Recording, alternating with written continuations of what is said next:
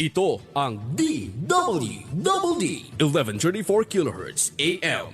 Balita, impormasyon at musika. Ito ang DWDD AFP Radio. Boses ng Kawal Pilipino. Kayo ay nakatutok sa DWDD AFP Radio. Kami po ay kasapi ng KBP, Kapisanan ng mga Broadcaster ng Pilipinas.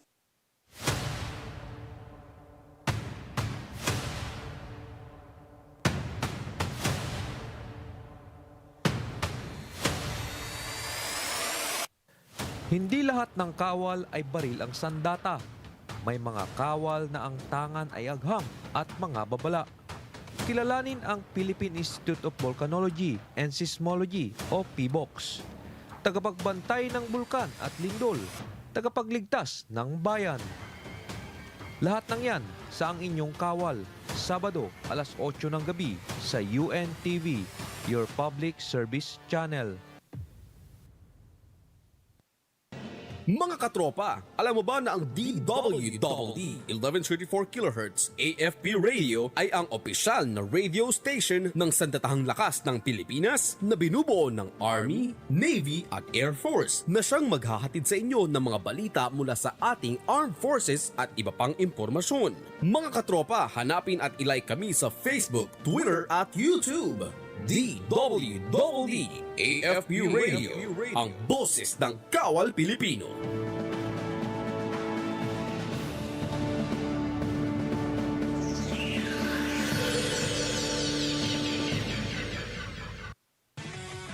Mga katropa, para lagi kang updated sa inyong sandatahang lakas ng Pilipinas, siguraduhin naka-like at follow ka sa AFP Radio DWDD Facebook page at nakatune in sa 1134 kHz AFP DWDD.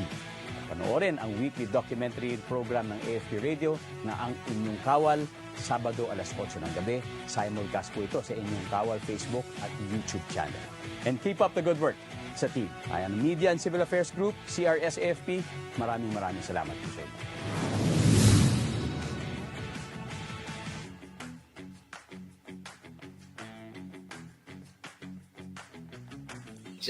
From some of the data I gathered, and meaning in my mind there's someone trying to give me a guide or mentoring me on how to be not a criminal but a more successful person. Is that how you're approaching it? Yeah. Or there's another. Yeah. That's how I approach that. And my take on that is that if you are able to do something that is completely illegal, that is like, even like the fact that it's immoral is something else. We need to work on that.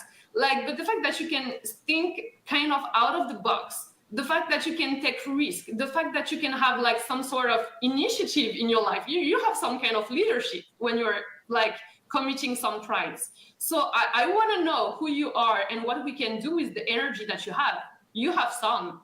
It can come from anger, it can come from the feeling of injustice, it comes from like the feeling of lack, but whatever that is, there is some. Yeah, like there is somewhere we can redirect this energy. We can make something out of this energy, and that's what I'm actually doing in jail. So I am accompanying youth, and what I'm doing is like trying to understand what brought them to crime, and some of them are just actually like very ambitious people. Like we need to just say that some of them are just very ambitious, and they see that as a business. This is just like business. Interesting. So interesting.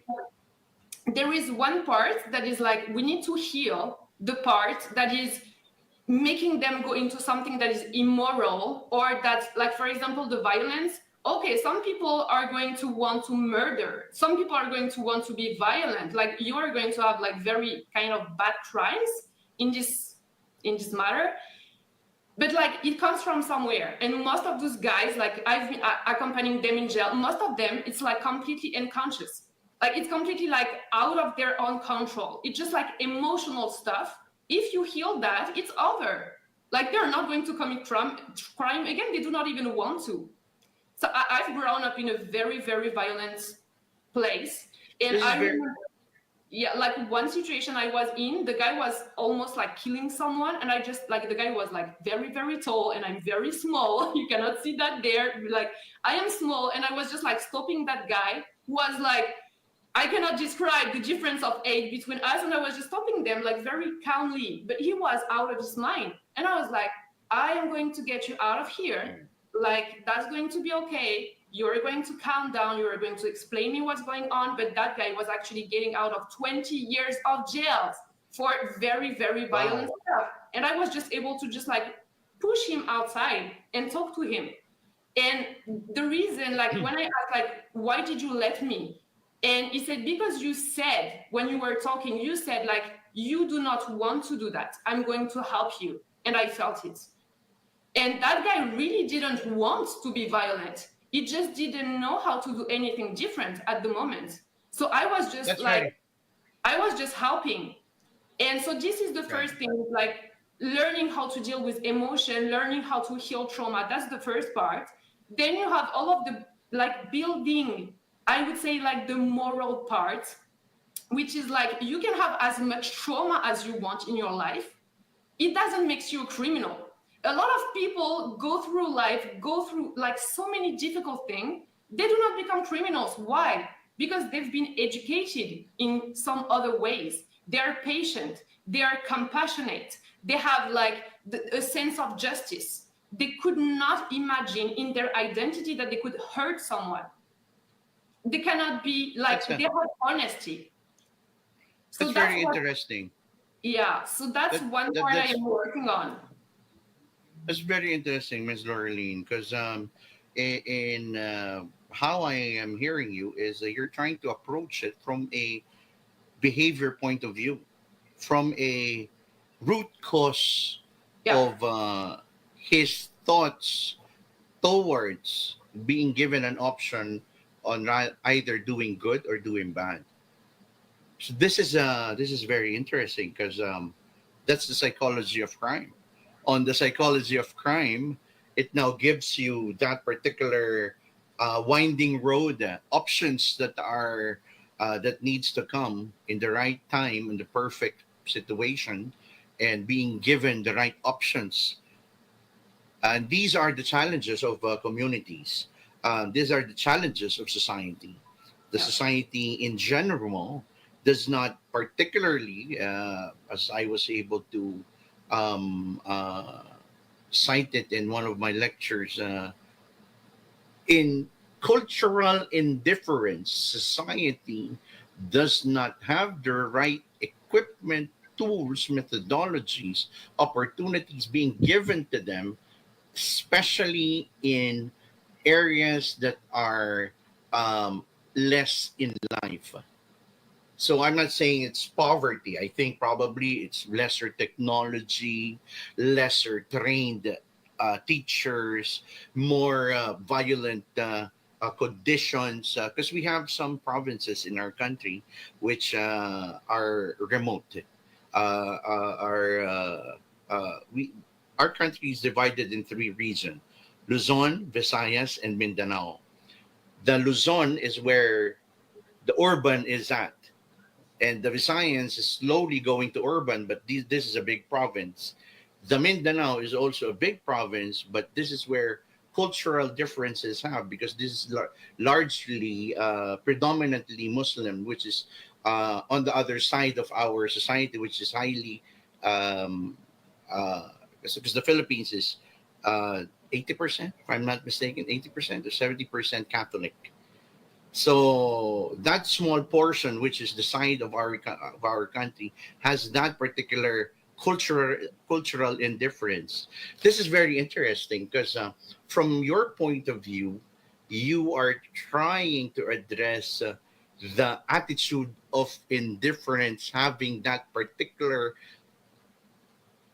sight or view to not choose crime.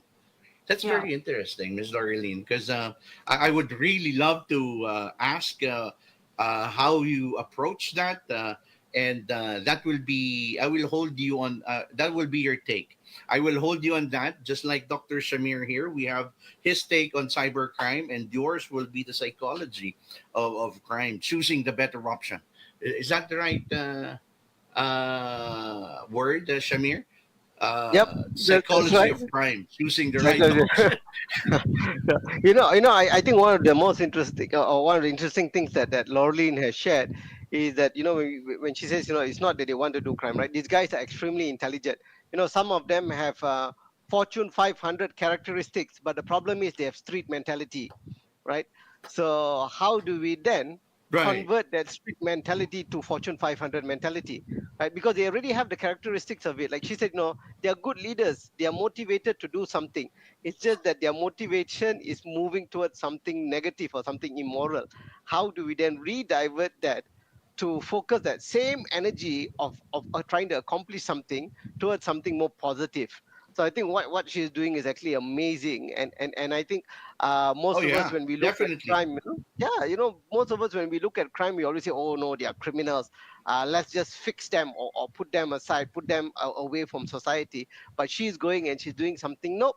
I understand, you have a problem. Let's now redirect this into something positive, and you're going to achieve great things. Right. My friend, it's a little of my background. Hmm. I didn't start Being a out as a criminal? good guy. I grew up in the streets, Hmm. and Right? growing up in the streets, you're very exposed to the easy things, which is doing the bad thing, and because doing the bad thing gives all the result, especially the good ones. Yeah. The things that make me buy the things I want to buy. To easily forget the pressures of life and life's terms.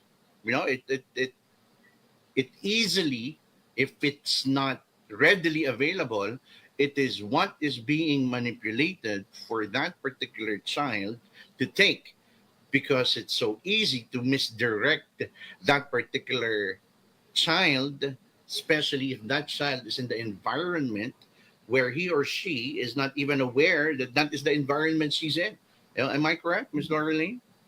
Yeah, yeah. I think like what you're saying is like the extent of the role of identity in crime, like how much of a cultural thing it is. Like when I say I am a criminologist and a psychologist, people always think that I'm looking at the individual that has a problem in his mind, which is definitely not what I'm doing, because I consider most of the crime happens in a very specific context, which is not Right. dependent on who is the individual. You have people doing crime, they are actually, as Shamir said, very intelligent, and they're definitely not having Yeah. a problem in their mind. They're just giving a context that pushes them through, like, to commit crime at some point. So it's very interesting, because even if, Interesting. like when you said like the crimes in France, what's interesting, like that's a big country, and you have different cultural aspects of crime. So you have cities and regions in France when you have like very violent crime, and then you have other part of the country where the cultural aspect of crime is sexual crime, and you have other that is like very correlated to being alcoholic. Like most of the crimes are Oh. just accidents correlated to Oh. alcohol, for example. So it's Oh, very that is how it is divided in your country. yeah. Like it's, of course there are any kind of crime everywhere, but you have like tendencies according to the space in the region. So that's very, very cultural. I would even say that crime is actually contagious.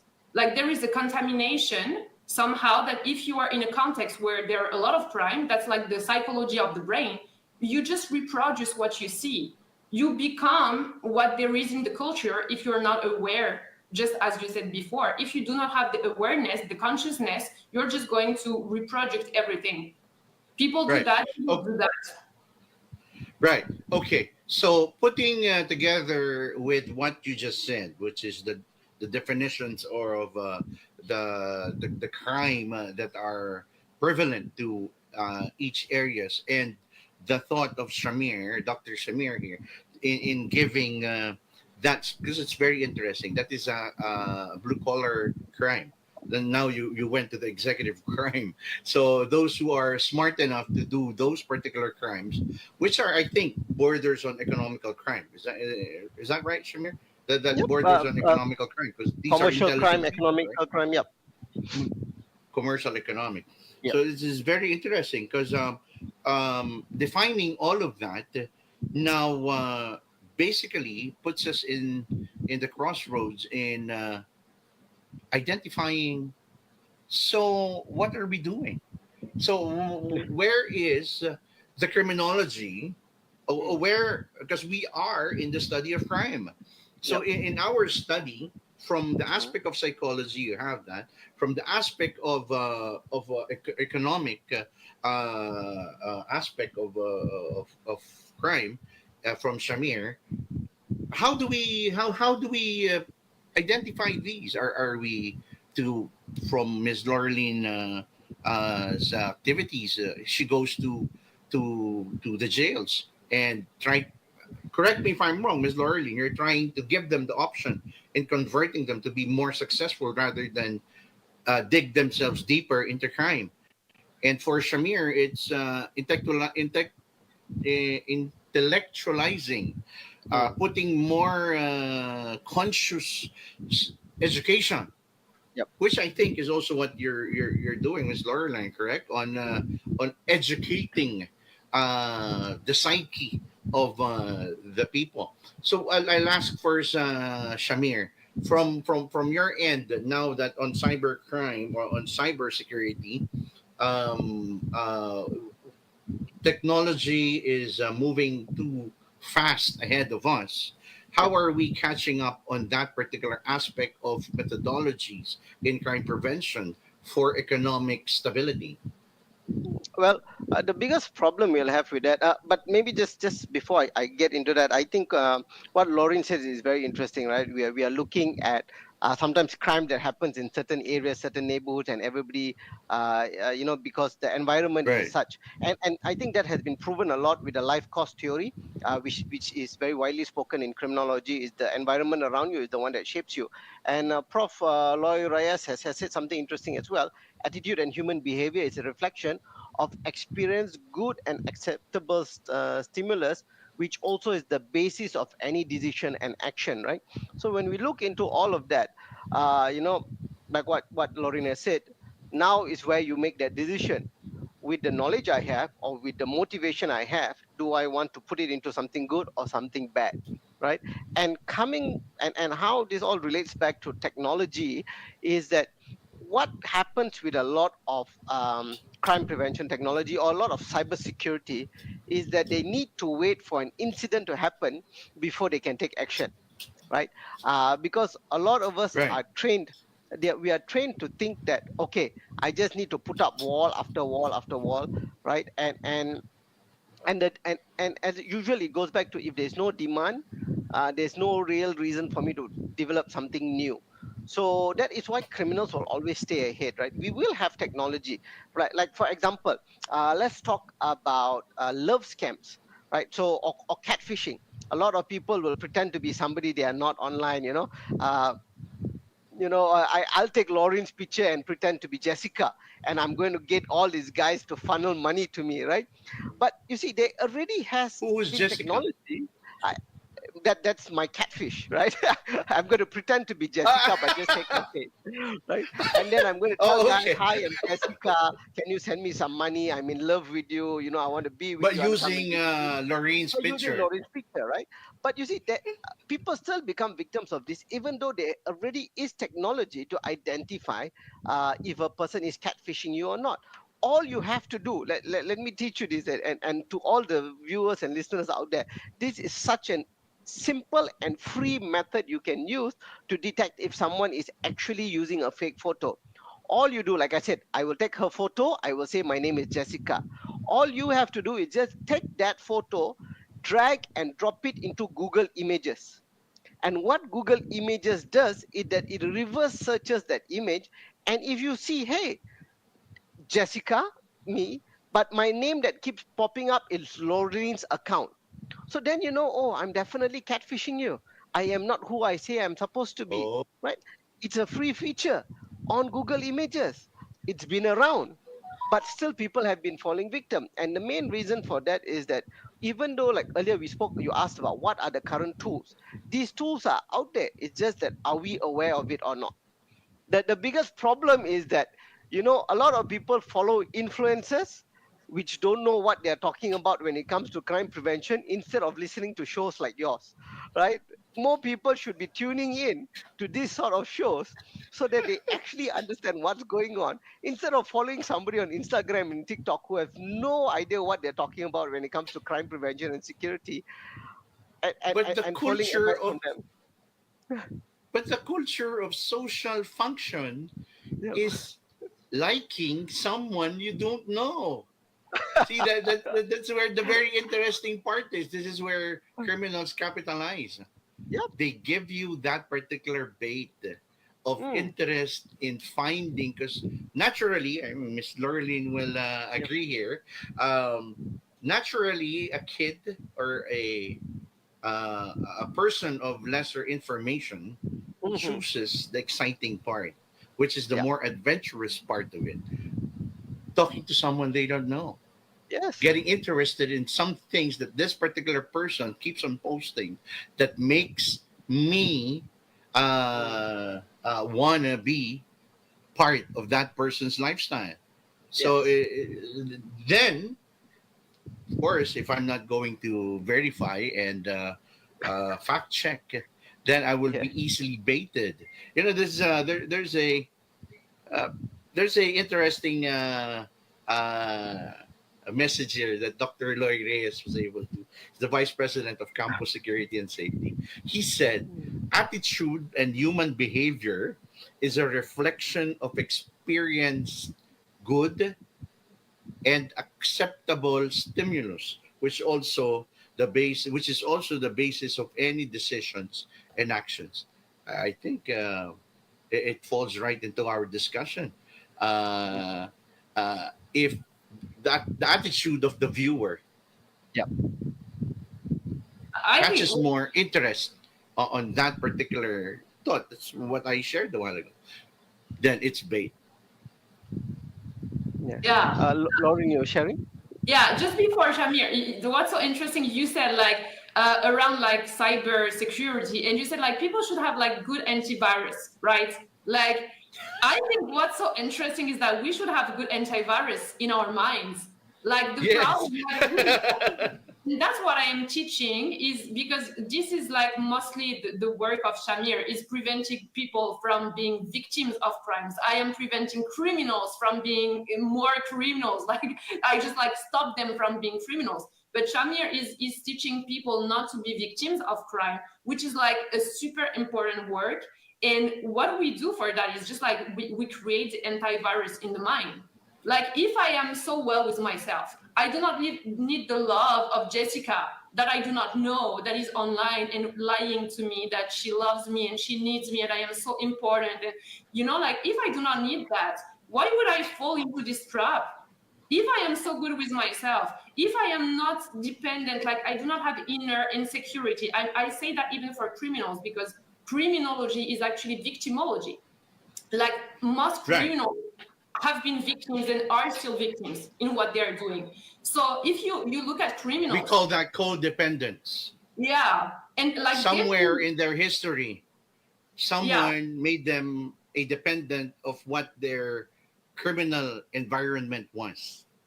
yeah, and that's like really, you see them, someone has been lying to them, saying like you will have the life of your dream, you will have recognition, you will have respect, you will have like a certain level, of social, and they're just falling into it, they're buying it.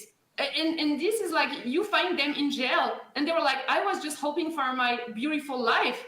And you're like, just because they feel so insecure with themselves, they feel like I if was they really don't have money, they are no one. right. They're relying on having a lot of money to become a huge person in life. So if you remove that and you just bring like self-trust, self-confidence, leadership, like honesty, all of that, they just stop being criminals. So here's a Yep. good quote. Now, Dr. Reyes, Dr. Dr. Lloyd Reyes is Reyes, answering thank you very your much. comment. You three are delivering antivirus. Thank you for being around. No, See, but that's I think Dr. Reyes is also one of those, for I'm sure everyone in the Philippines knows him as well. you know And I've Dr. had Lo. the You met pleasure. him in IPSEC. Yeah, You met yeah. him in So IPSEC. He's one yes, of I've those had the guys that pleasure I of introduced to you speaking to before. him and all. Yeah, thank you very much, and always thank you for the kind words. Tec- Uh, See, technically, what we are discussing now are finding the antivirus.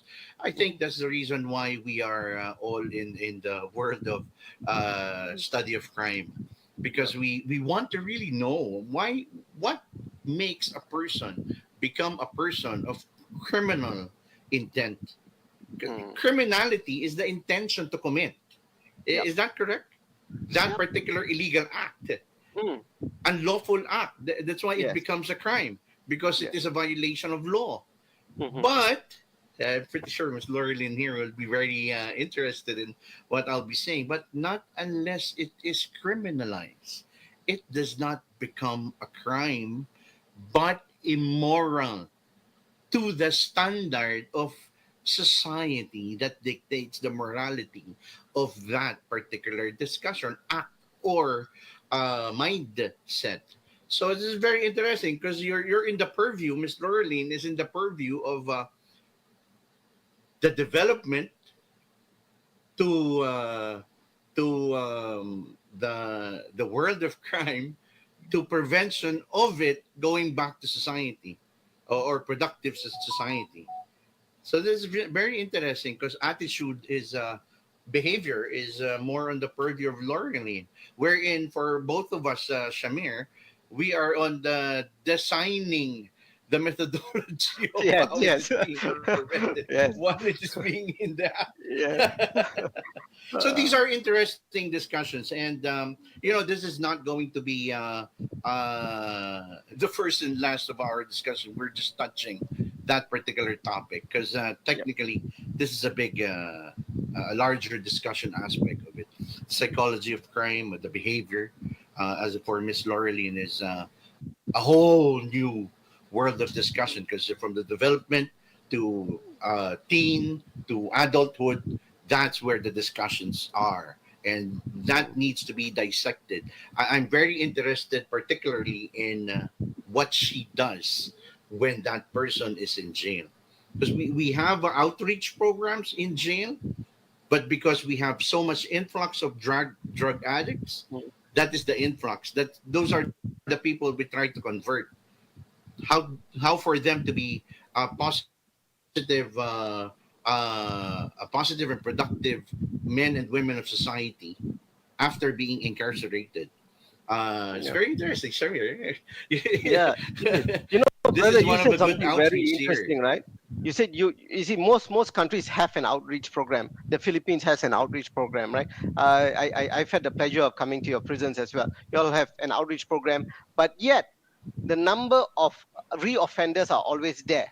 So, but I think what Laurelyn has done, or the approach she has taken, has Relapsers. given a new understanding or new meaning to what an outreach program should be, right? How do we redirect that energy and that amazing mind that you have as a criminal into something positive, right? So I think, imagine the next session you have is just about how do we develop outreach programs, right, with Miss Laurelyn and all. I'm I very think, sure a lot of the prison Ms. authorities are Laurelyn, going to be very interested.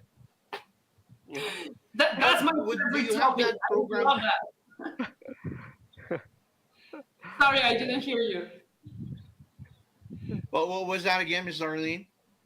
No, I said I just love this topic. This is my favorite one. Like, how do we actually create programs that help people change? And it's not actually even changing. Like, how I see that is like becoming your true self, because you've been lied to and you've been living a life that is not yours.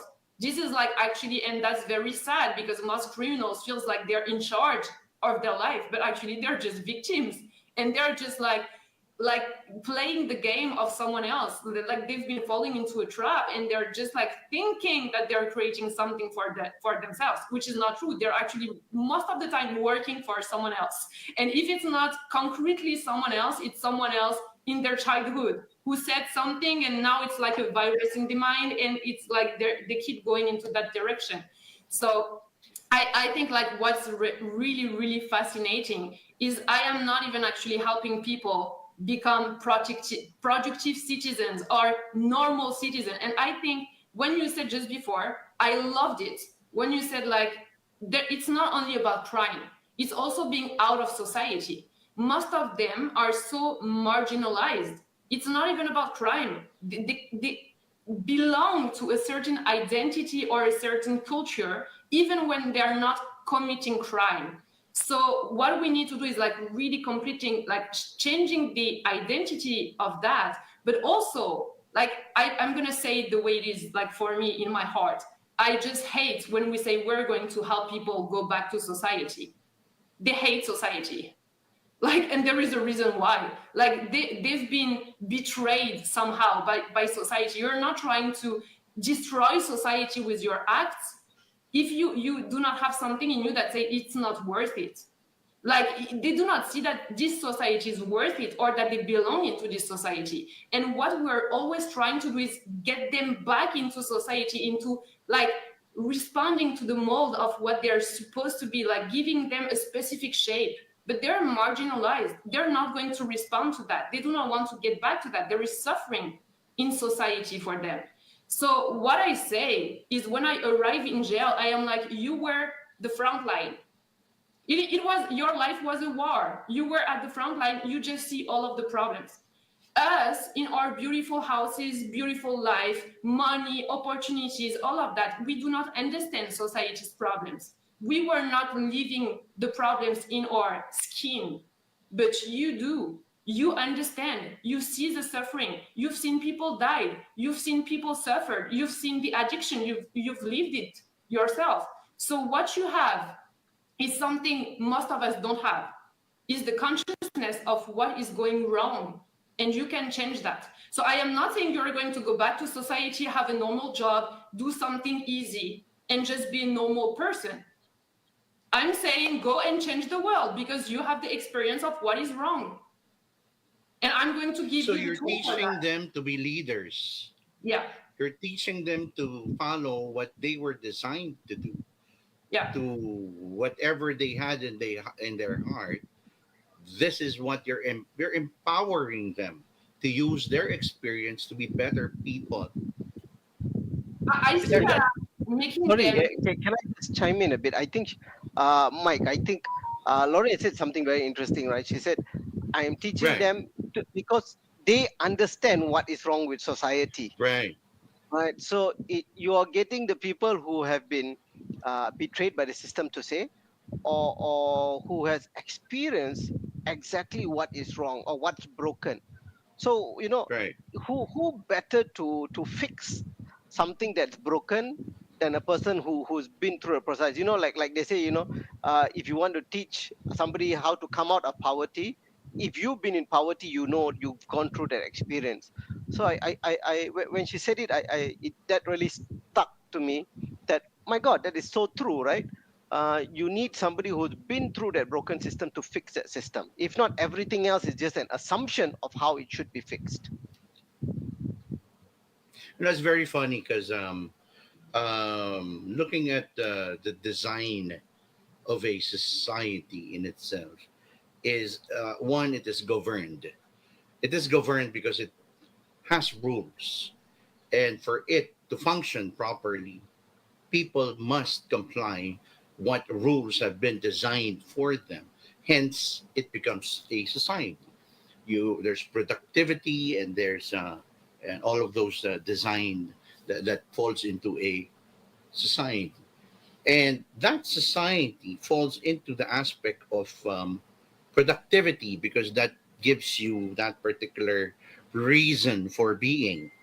Where you fall on that is up to you and what you design it to be.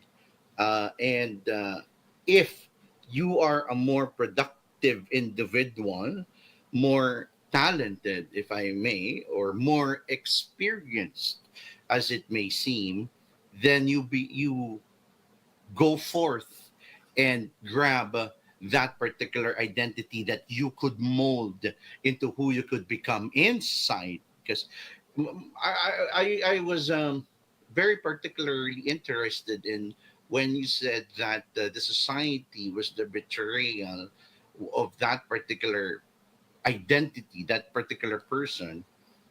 I wonder then, would that person still be part of a society? Because I'll take it from what Dr. Loy Reyes is sharing.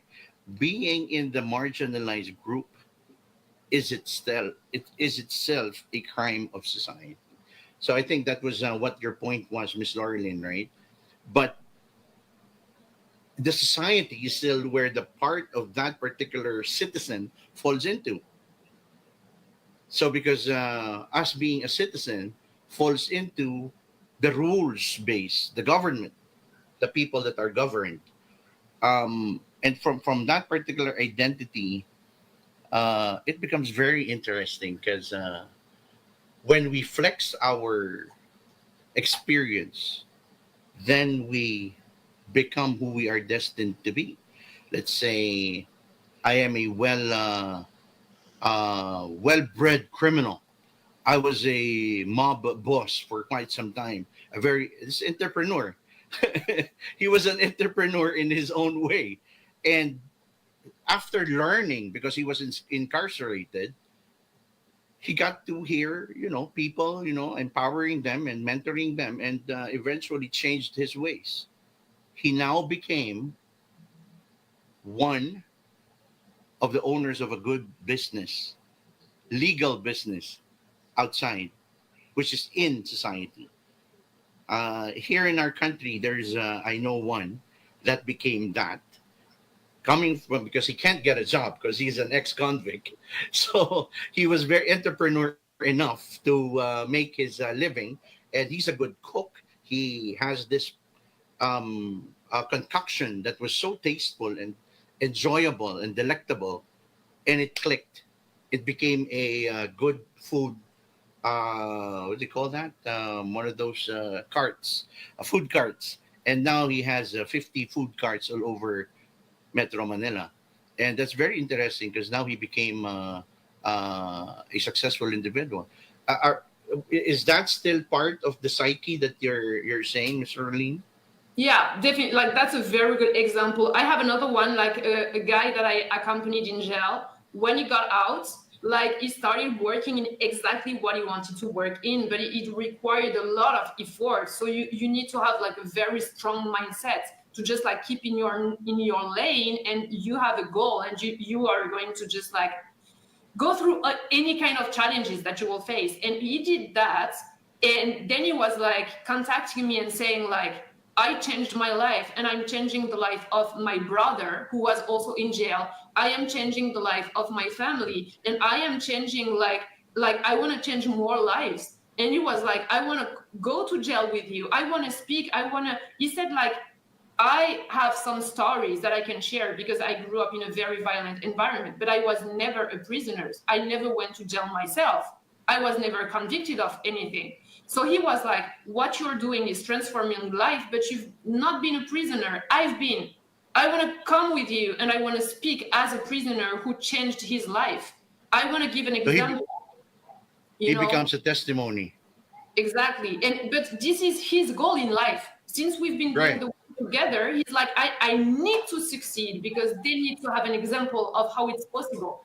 And he's actually changing a lot of lives around him. And he doesn't and it's one of his dreams not to go back to where he was. Definitely, I think that's definitely one of his strong feature. Hell with you guys. I'm not gonna go back to who I was before. I suffered enough, but I need to help others.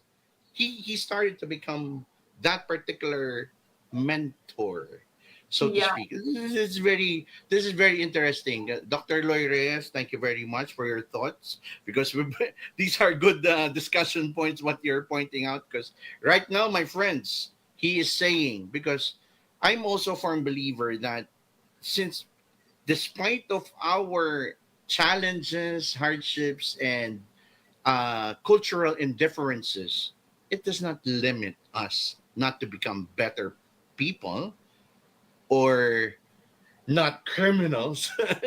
It only it gives us limited options. So it's very interesting because he said it's also a responsibility of government because government must find a way to develop a paradigm shift in keeping everyone productive and useful. This society that betrayed them must also be the same society that would identify them and provide them. A while ago, you guys were saying that they were victimized by the society. Uh, it's same culture of a codependency. If I was the reason why my daughter or my son became a problem or had this particular problem, if I was able to change, shouldn't I be more responsible as well to guide them to the right direction? I, I, I'm putting myself as a government. If the government is the one that was having a problem with identifying the particular rules and incarcerated me the wrong way, they were too harsh for me and uh, stereotyped me as an addict or short of saying a criminal, criminalized me. Therefore, I was betrayed by the system. Wouldn't that same system be able to be the same system that would identify that particular victim to become, oh, he's no longer part of the stereotype. He is now this particular stereotype because it's still stereotype, my friends. Success puts you in a category that falls under a certain identification. That's why Dr. Loria is very interesting because when he said being in the marginalized group is itself a crime, but we are all part of the marginalized. We're a marginalized group of criminologists. Is that correct? Laureline here is a marginalized group of psychology, criminal psychology advocates. We're very marginalized. We're very like We're not very- a lot of us. Yeah, that's interesting when you said that we're very because in the Philippines the very challenge we have is placing counselors, guidance counselors in schools because as you said they must be guided before they should have options. I It's very interesting how your culture works because I'm starting to feel just like Dr. Shamir here. It's very interesting how Malaysian society also works in decriminalizing or finding child behavior before they become criminals. Because there's always two routes, right? Yes. Better person, good Yep. person, or that particular person that goes to the other side. Yep. One Shamir? of the things that's interesting is that is that age where the 12-year-olds to 15 years old, right? This is the age that what you would categorize as the junior youth age, right? You are not a child anymore, nor are you a youth yet. You're not a teenager yet. You're just that in between Is stage, that and that's the juvenile? time. Well, it's juvenile, but it's still No? you are a juvenile, right? You are in that juvenile Right. category, but you know, as an individual, you are what we would categorize as something called junior youth. You're not a youth, nor are you a child. You're in that in between stage. And what's interesting about that is that that's the time you're finding your identity, right? You're not a child anymore, but you're not yet a teenager. So what is your identity? And that's why, if you're in the wrong It's a society, you're in curiosity the wrong, state. yeah, you're in the you're in the wrong group of friends, and then you become, for example, just say, I'm very close to my neighbor and he's a drug dealer. So what do you think that's going to happen to me at 12, 15-year old? I'm going to look up to that guy, right? So I'm going to say, okay, when I grow up, I want to be a drug dealer. So that age is a very crucial age, right? That if you channel it right, you get very, very good individuals from there. If it's channeled in the wrong direction, and that becomes the identity. I'm going to be a gangster. I'm going to be a drug dealer. I'm going to be a murderer. Right. So it's so important for us to channel it at that stage. It's very interesting because that's when we now go into finding the solutions, how to provide the particular identification of solutions for people to have options where direction to go. This is very interesting because that falls on the purview of Miss Lurleen. And for us, it's very highly beneficial, my friend Shamir, because this is also where we find the good designers of crime preventive tools. Because if they become people who would look up to some people, because I've known a few that had Mhm. a police officer as a neighbor and they wanted to become a police officer. Ah, So that's exactly. Perfect. so Yeah. Yeah. it's a good thought, and I would love. This is where we would have to have our audience uh, think of what was already discussed, and how do you call this? Sulk what had already, what so many thoughts and ideas had already been thrown into this particular airing of our program, because those are big words, my friends. The experience of Miss Lorraine and how she deals with society, in particular in France, and she could, how she does her thing in doing her advocacy. I'll just give an overview to our friends. In her site, Laureline Soler method, I translated it in English. I hope that's okay. I'll be reading from that. She said that, hello, I'm Laureline. At the end of 2020, beginning of 2021, I lost my motor skills following many psychological shocks, trials, and traumas. I was in a deplorable state, and all the years of therapy I had done, as well as my master's degree in psychology, did not seem to help me. Every day of my life, I ask myself these kinds of questions. Will I one day succeed in living a fulfilling life, or will I remain eternally in the difficulties that suffocate me today? Is it possible that I will finally come out of depression, that I will heal my traumas, or must I resign myself to living my life like this? Am I cursed, or is there another life waiting for me after all this? This is a very, very interesting quote. I hope it's okay, Ms. Lauren, reading from there. Because now, in the society of the Philippines, we do not have active shooters, thank God. But what we have, suicide, unfortunately. But this is where depression comes in. There's many forms. I, for one, appreciate what you wrote on that particular. Uh, was that a website? Yeah. It's a website, right? That's your website. So, because it sends a message. Crime prevention is so fast that it's designed like a web.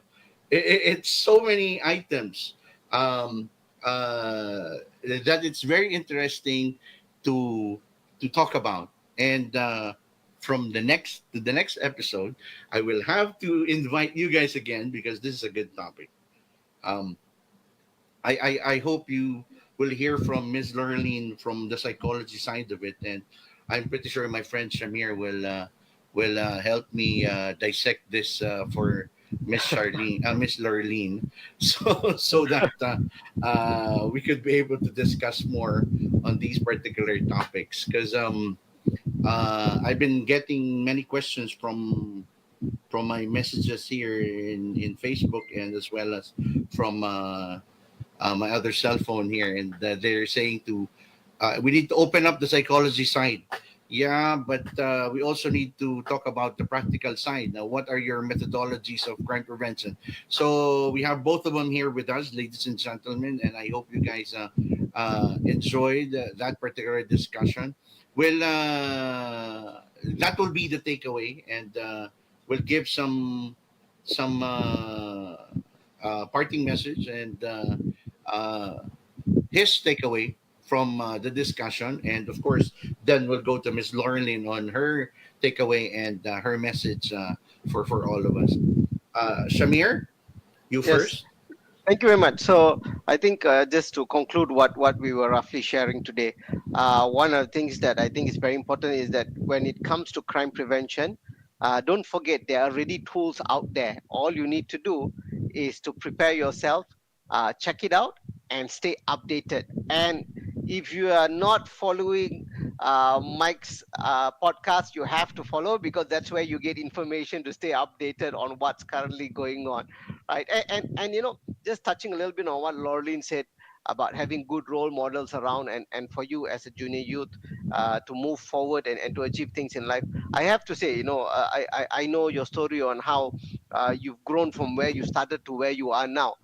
You're an example of a good role model. So first of all, I have to say thank you very much for being an awesome soul and contributing to society. You could have diverted at any time, but you worked your way up. You worked your way up. You started from the bottom, and brother, I'm so pleased to see your progress, and I'm proud to call you my brother. It's such an honor to be part of your show. And any viewer who's watching this, you need to share this with people and get more people to watch this. Don't just watch it and be selfish and keep it for yourself. Share it with people and let people learn from this. These are good platforms.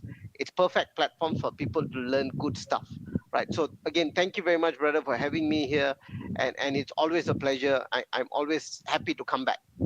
Thank you very much. Yeah, and just like going like from what Shamir just said, because he said what I wanted to say, but like thank you so much for having us and having me today, like in your show. Like I really loved it so much, and it was like such a pleasure. And I am so moved of all of the people going through like this reflection with us and trying to understand and being interested in the topic, because that's like such a very, very important one. Like we really need to have the whole society discussing that. So I just share the same thing that Shamir just said, is that we are whole having a huge responsibility. Like Shamir and I and you, Mike, like we are all having like a job on that specific topic.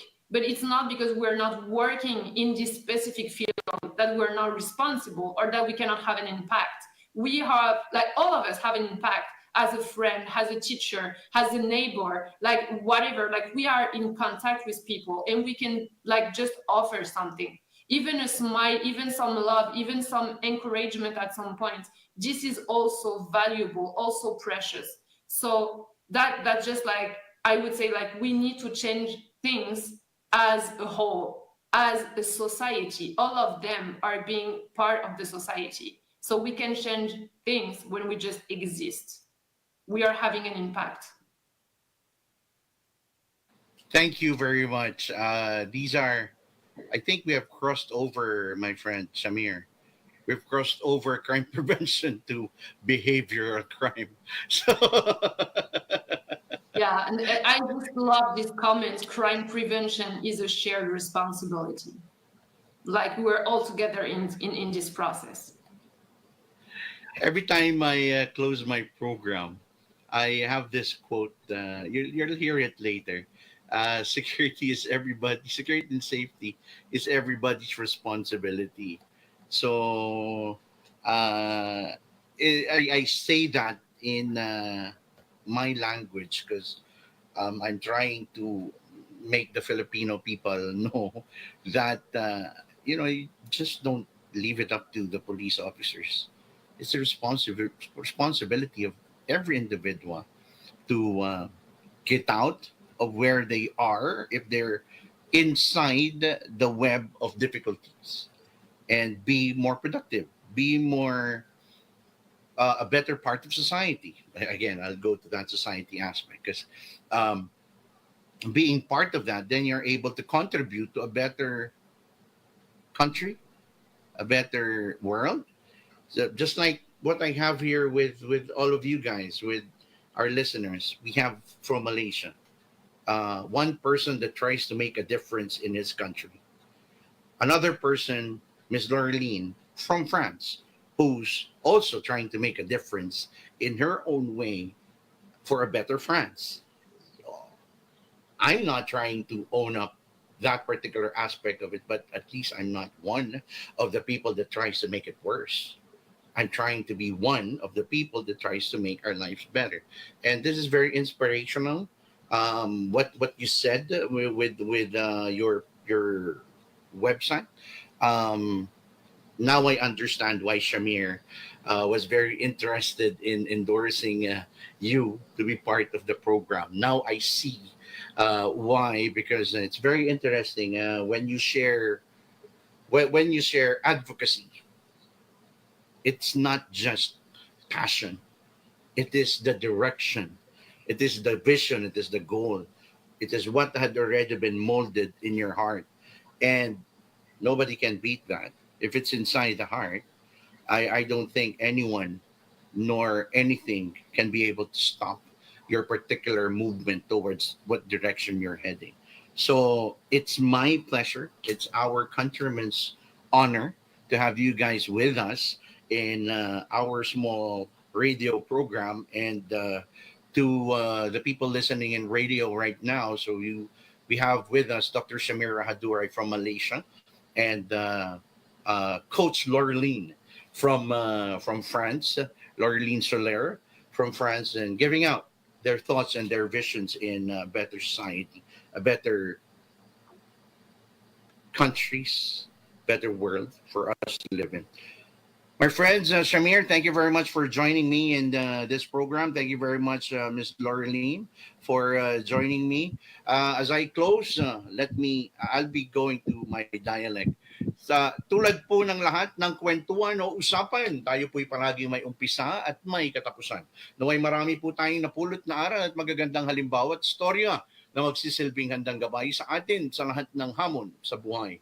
Pag tama ang kaalaman, tiyak ang kaligtasan at kapayapaan ng bawat mamamayan. Ito po ang inyong lingkod, nagpapaalam at nag-aayaya na sa susunod na broadcast po natin muli tuwing alas 7 ng gabi, dito pa rin sa LaGuardia News Online FB page at sa himpilan ng Armed Forces Radio sa DWDD 1134 kHz AM band every Saturdays from 3 to 4 p.m. and all its social media accounts at AFP Radio, Mike LaGuardia Datuin, Angel de la Guardia, Mike Datuin, LaGuardia News, and at LaGuardia, Angel de la Guardia by Mike Datuin YouTube channel. Muli po, Mike LaGuardia Datuin, nagsasabi at nagpapaalala sa ating lahat na ang seguridad at kaligtasan ay responsibilidad ng bawat mamamayan. Mapasaan ka man, lakasan ng loob, have courage, dahil lahat po tayo ay may Angel de la Guardia. Because Ito ang DWDD 1134 kHz AM. Balita, impormasyon at musika. Ito ang DWDD AFP Radio. Boses ng Kawal Pilipino. Kayo ay nakatutok sa DWDD AFP Radio. Kami po ay kasapi ng KBP, Kapisanan ng mga Broadcaster ng Pilipinas.